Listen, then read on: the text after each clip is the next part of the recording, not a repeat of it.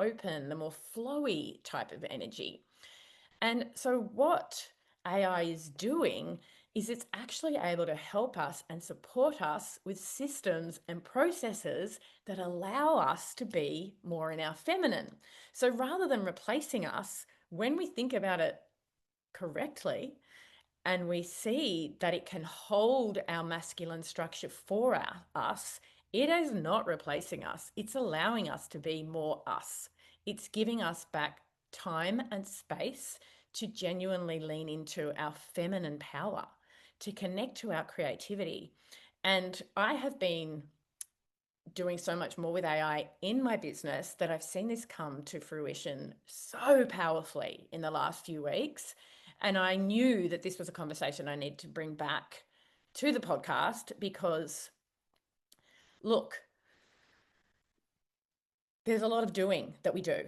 And I want you to see that when you are inviting and welcoming AI as being able to hold a lot of the doing and the masculine part of your business, you are going to shift your mindset and welcome it if you haven't already. And I think many of you have already got to the point now where you're like, oh my goodness, this is changing my life in all the right ways. More of this, please. And that's certainly where I am.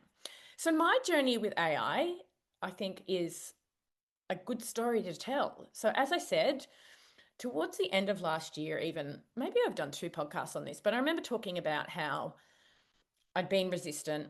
And then I had this intuitive hit that the podcast that I released over a year ago on how to find your most magnetic and ideal audience and client in your body graph, which was and still is the #1 most downloaded episode that I've ever released on this podcast, could be turned into a mega prompt that would help you follow the method that I created, my unique process that I shared on the podcast, and could do that for you instantly and give you insights rather than you having to research all of the different placements in your chart, sit on it, think about it, spend hours and hours figuring this out for yourself. That I would be able to use AI to support this process for you.